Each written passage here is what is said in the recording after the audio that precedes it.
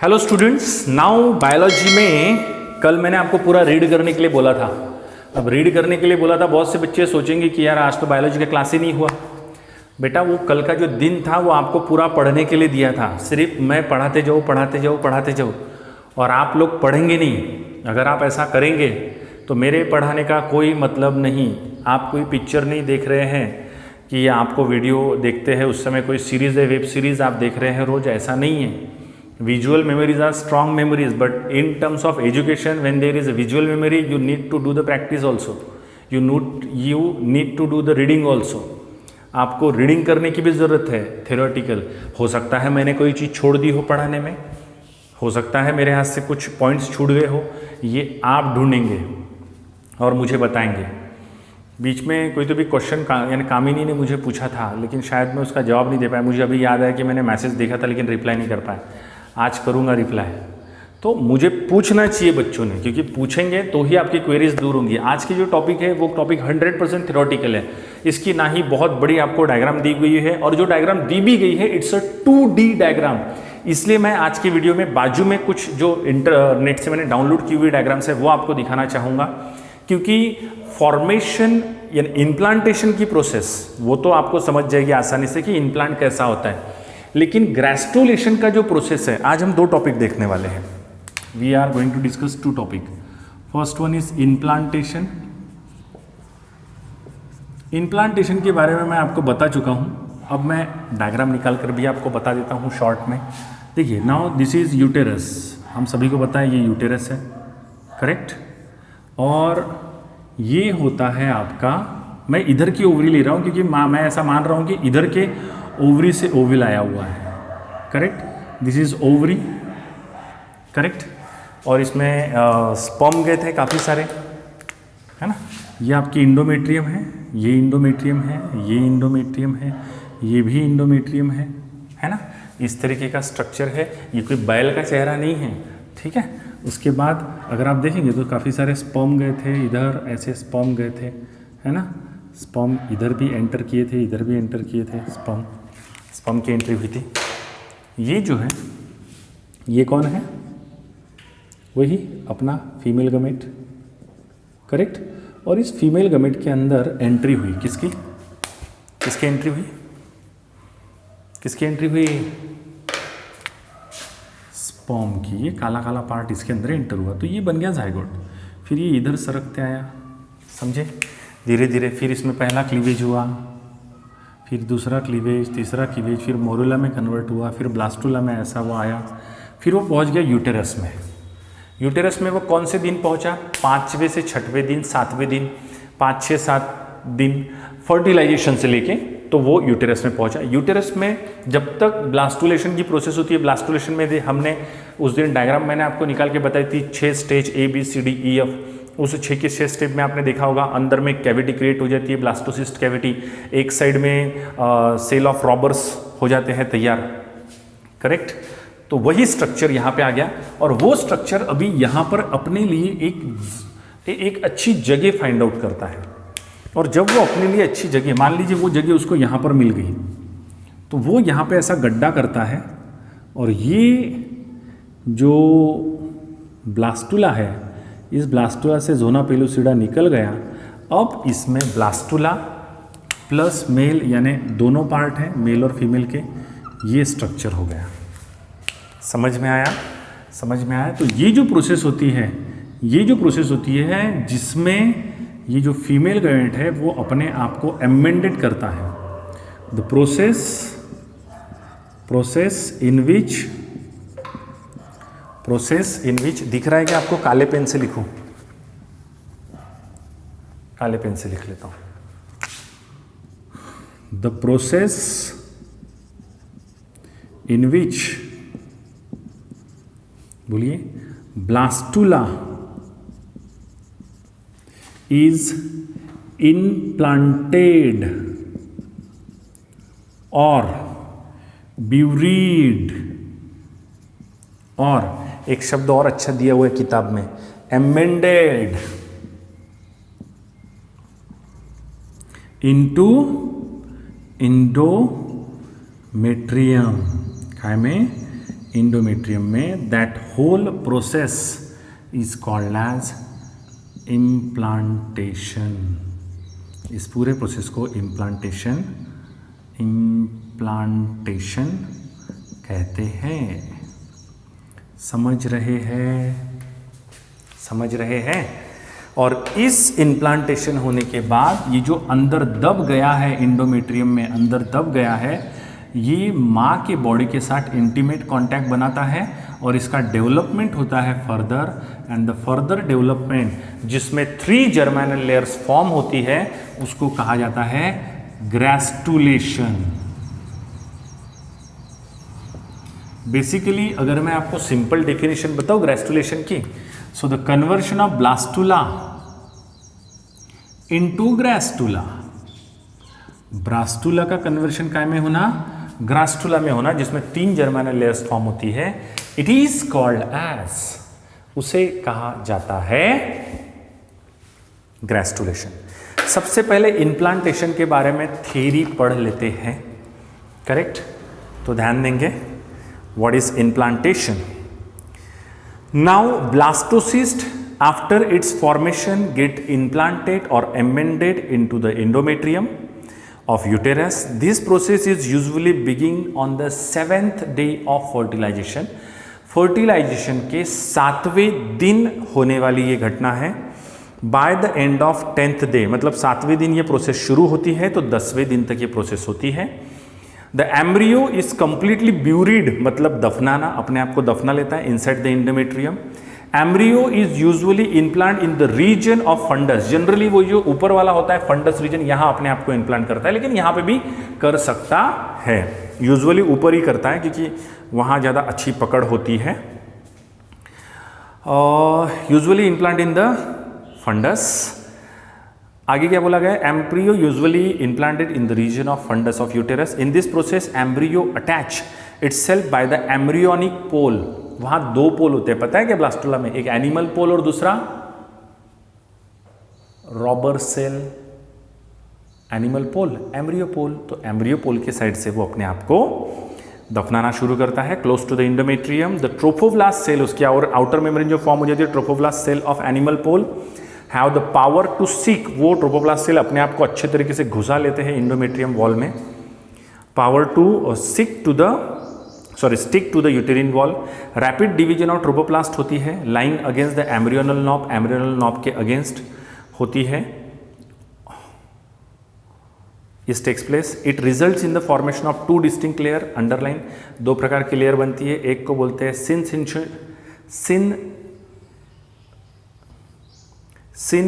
सिंशियोट्रोपोप्लास्ट और दूसरी लेयर होती है साइटोट्रोपोप्लास्ट। सिंशियोट्रोपोप्लास्ट ये आउटर लेयर होती है और साइटोट्रोपोप्लास्ट ये इनर लेयर होती है। ट्रोपोप्लास्ट यानी ब्लास्टुला में जो आउटर कवरिंग फॉर्म होता है वो, तो जब वो ब्यूरिड करते हैं तो ट्रोपोप्लास्ट अंदर घुसता है, उसका रैपिड डिवीजन होता है, उससे 2 लेयर बनती है, outer layer, inner layer. Outer layer को यानी ट्रोपोप्लास्ट बोलते हैं और इनर लेयर को साइटोट्रोपोप्लास्ट बोलते हैं। The outer layer syncytiotrophoblast is syncytium, that is a layer of protoplasm with many nuclei. ऐसी लेयर जिसमें काफ़ी सारे न्यूक्लियाई होते हैं ट्रोपोप्लास्ट की। It is given out the process which extensively invade the endometrium. ये पूरी वो प्रोसेस करती है जिसमें वो मेम्ब्रेन ज़्यादा से ज़्यादा डीप अंदर इंडोमेट्रियम में फिक्स्ड होते जाती है, क्योंकि वो इंडोमेट्रियम में जितने अच्छे तरीके से फिक्स्ड होगी उतने अच्छे तरीके से माँ के सेल का बच्चों के सेल के साथ या उस एम्ब्रियो के साथ कांटेक्ट होगा और उतने अच्छे तरीके से माँ के बॉडी से उस बच्चे को न्यूट्रिएंट्स मिल सकेगा during embryonic development. Now the lytic enzymes secreted by the ट्रोपोप्लास्ट। ट्रोपोप्लास्ट से जो लाइटिक एंजाइम सिक्रेट होता है रप्चर द इंडोमेट्रियल सेल। वो इंडोमेट्रियल सेल को वो इतनी फूल जाती है, इतना एम्बेडेड करते कि अंदर वो फूट जाती है। Rupture the endometrial cell thereby making a burrow. वहाँ पे एक गड्ढे सरी का फॉर्म हो जाता है burrow, into which the embryo is begins to get implant. वहाँ एम्ब्रियो इम्प्लांट होता है by the end of 10th day. 7वें दिन से प्रोसेस शुरू होती है, 10वें दिन तक होती है। Embryo is deeply embedded into the endometrium, completing the process of implantation, और यहाँ पे इम्प्लांटेशन की प्रोसेस कंप्लीट हो जाती है। इम्प्लांटेशन के प्रोसेस में ये जो ट्रोपोप्लास्ट है ये अपने आप को दफना रहा है एंडोमेट्रियम में, जनरली फंडस रीजन में दफनाता है। दफनाते समय ट्रोपोप्लास्ट में चेंज होते हैं, मल्टीपल डिवीजन होते हैं, 2 लेयर फॉर्म होते हैं, that is syncytiotrophoblast outer layer और इनर लेयर साइटोट्रोपोप्लास्ट। और वो लेयर्स उस एम्ब्रियो को अच्छे तरीके से ब्यूरिड करने के लिए, वेल ब्यूरिड करने के लिए बहुत इंपॉर्टेंट रोल प्ले करती है। The inner layer cell is called as cytotrophoblast. It is cell with a defined membrane since the cell retain their cell boundaries, और इसीलिए सेल बाउंड्रीज वहाँ रिटेन रहती है क्योंकि innermost layer as it is रहती है, वो break down नहीं होती है। That's all. So this is all about the process of implantation. अब इसके बाद जो हम देख रहे हैं, इम्प्लांटेशन हो गया, 7वें दिन शुरू होता है इम्प्लांटेशन, 10वें दिन तक होता है, करेक्ट। 3 दिन का ये प्रोसेस है इम्प्लांटेशन का। एक बार अच्छे से इम्प्लांटेशन हो गया, जैसे ही इम्प्लांटेशन एंड हुआ, नेक्स्ट प्रोसेस शुरू थी gastrula, that is gastrulation, the formation of gastrula from the blastula, it is called as gastrulation. Gastrulation में ये जो सेल थे, आपको अगर याद होगा तो ब्लास्टुला में आउटर मेम्ब्रेन और अंदर में एक कोंटे में ऐसे सेल का गुच्छा था, याद है आपको, जिसको रॉबर्स ऑफ सेल, एवरियोनल सेल, और ये ट्रोपोप्लास्ट की एक ही लेयर थी ऐसी, करेक्ट। तो ये जो सेल है, ये जो सेल है एम्ब्रियोनल सेल, इस सेल में रीअरेंजमेंट की प्रोसेस शुरू होती है, वो सेल्स का डिवीजन होता है। अब यहाँ पे मैं डायग्रामेटिकली इसलिए नहीं समझा सकता because it's a 3D diagram. तो जो बाजू में आपको डायग्राम दिख रही है ना, वो डायग्राम आप देखिए 3D है, उसमें किस तरीके से इक्टोडर्म फॉर्म होती है, इंडोडर्म फॉर्म होती है, मेसोडर्म फॉर्म होती है। फिर इन तीनों लेयर से मैंने आपको बताया था, काफ़ी दिनों से बता के रखा हुआ है कि इन 3 लेयर से हमारे शरीर के पूरे ऑर्गन्स बनते हैं। कौन से लेयर से कौन सा ऑर्गन बनता है, ये भी आपको डिटेल में दिया हुआ है। तो शुरू करते हैं। It's a complete theoretical.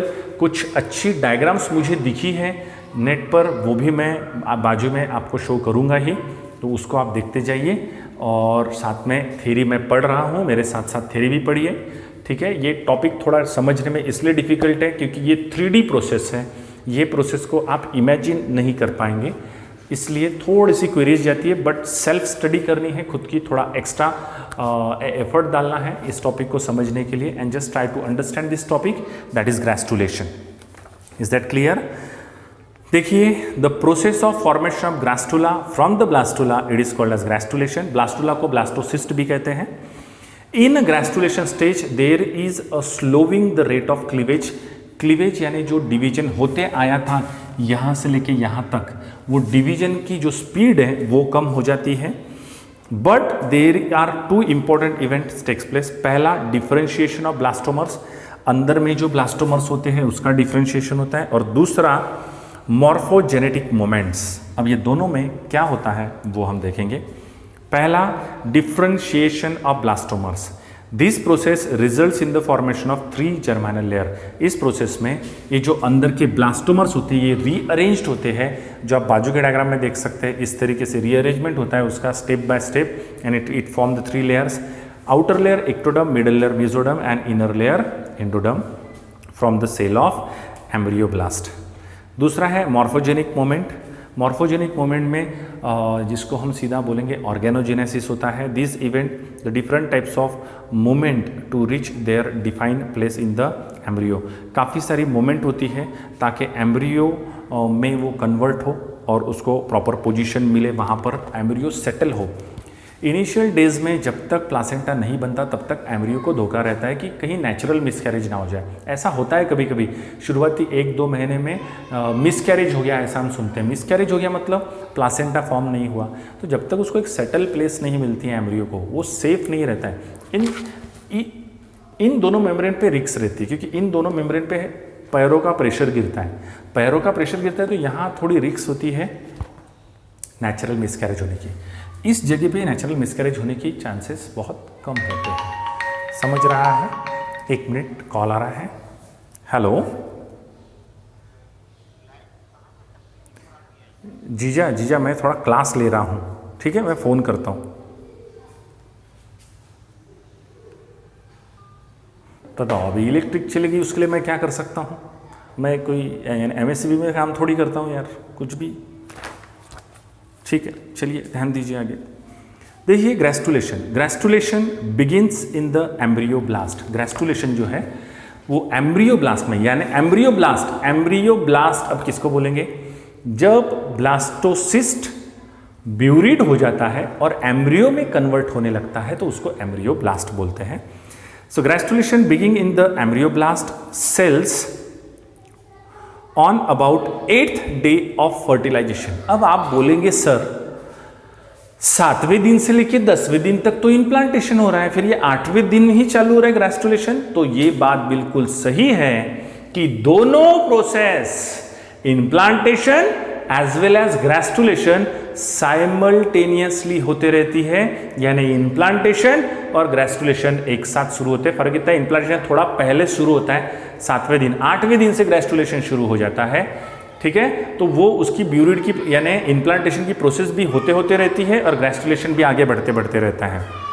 Cell on the free end of inner mass के जो फ्री एंड, अंदर में जो फ्री एंड होता है जहां पे कोई भी मास नहीं है, it is called as holoblast. कहाँ गया?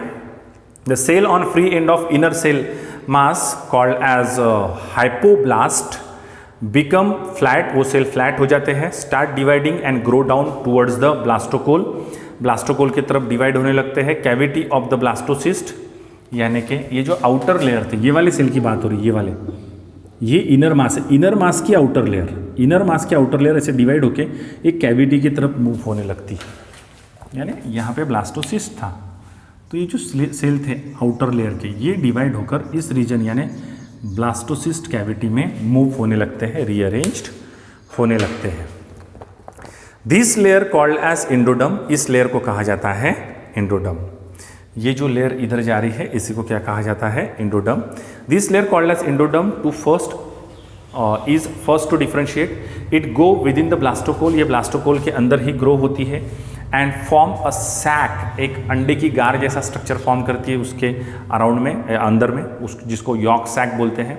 द रिमेनिंग सेल्स, और जो देखो ये तो आउटर सेल हो गई, अब जो ये वाले सेल बचे, ये वाले सेल जो बचे, ये आउटर का कन्वर्शन इधर गया, ये वाले सेल बचे, वो सेल इक्टोडम और मेसोडम फॉर्म करेंगे। The remaining cell of inner cell in contact with the Rauber's, ये जो है ये रॉबर्स है, इधर में जो है ये रॉबर्स है, रॉबर्स कॉल्ड एज इपीब्लास्ट, इसको इपीब्लास्ट बोलते हैं। सिंपली अभी मैं यहाँ पे आपको अच्छे से डायग्राम निकाल के बता देता हूँ।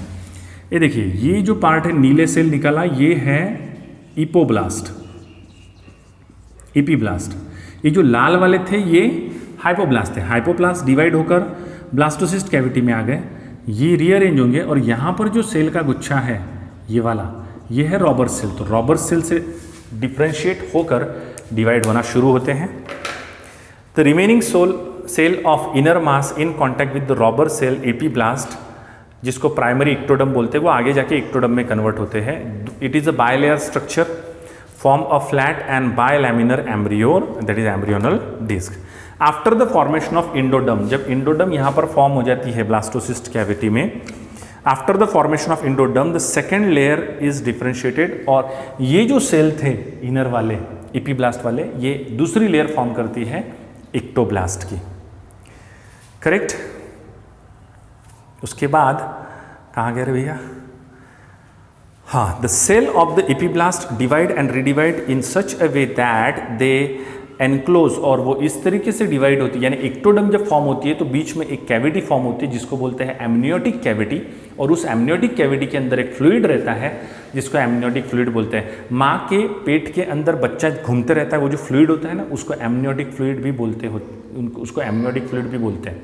दैट फ्लूइड, वो फ्लूइड में नरिशमेंट होता है। आपने वो वीडियो देखा होगा ना जो मैंने भेजा था 4 मिनट का, उसमें नहीं, बच्चा जब डेवलप हो जाता है तो वो फ्लूइड भी पीता है थोड़ा सा, दैट इज एमनियोटिक फ्लूइड, उसमें न्यूट्रिएंट भी होता है,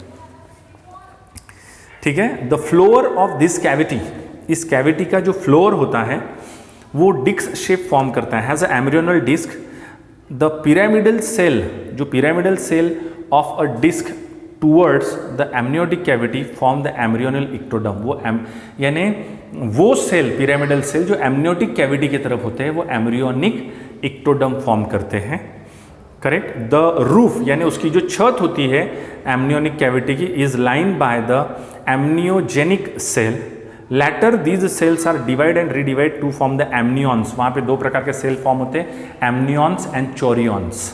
एमनियॉन्स and chorions. Amnions is a extra embryonic disc. Embryonic जो है वो extra embryonic disc that surround and protect the embryo. ये एक्स्ट्रा एम्ब्रियोनिक डिस्क होती है ना, यानी एम्ब्रियो के सराउंड में फॉर्म हुई डिस्क जो एम्ब्रियो को प्रोटेक्ट करती है during the development. As a result all these changes the bilaminar embryonic disc, जो बायलैमिनर एम्ब्रियोनिक डिस्क है उनमें ये सभी चेंज होते हैं। इट्स पोजिशनड इन बिटवीन, वो इस तरीके से सेट होती है कि वो रहती है बीच में किसके, एमनियोटिक कैविटी और एक साइड, यानी इस तरीके से इस सेल का अरेंजमेंट होता है बायलैमिनर एम्ब्रियोनिक डिस्क कि एक साइड में एम्ब्रियोनिक कैविटी होती है और एक साइड में यॉग सैक होता है, बीच में एम्नियोनिक डिस्क फॉर्म होती है। It is a 3 dimensional process. बाजू में डायग्राम है, आप देख सकते हैं। ठीक है, काफ़ी सारी चीज़ें मैंने डालने की कोशिश की है ग्रेस्टुलेशन में। Now you can C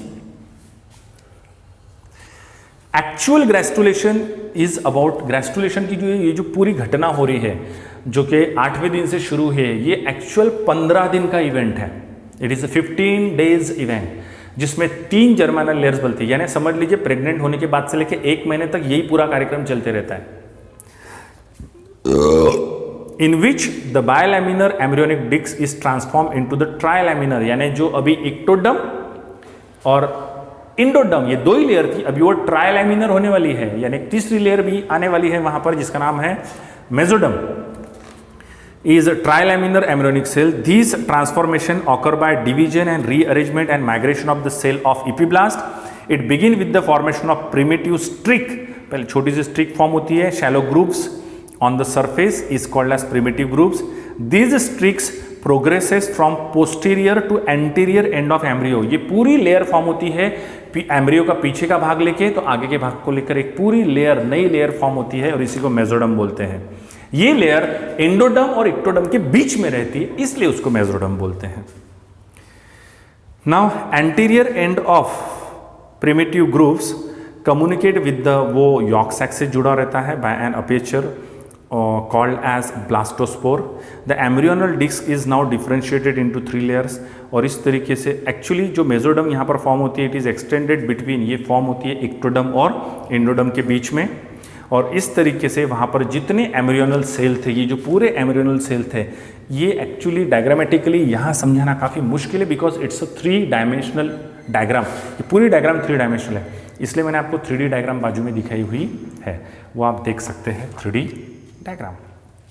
now ओखर बाद ये जो 3 डायमेंशन स्ट्रक्चर फॉर्म होता है, यानी जिसमें ये जो एम्ब्रियोनल सेल है ये 3 लेयर में तैयार हो गए, इक्टोडम, मेसोडम, एंडोडम। यहाँ आपको एमनियोटिक कैविटी फॉर्म दिखेगी, यॉग एक्सेस यानी यॉग सैक वाला स्ट्रक्चर दिखेगा। ये जो कंबाइंड स्ट्रक्चर फॉर्म हो गया इसी को बोलते हैं ग्रेस्टुला, 2 तुला 2 मला, दैट इज ग्रेस्टुला।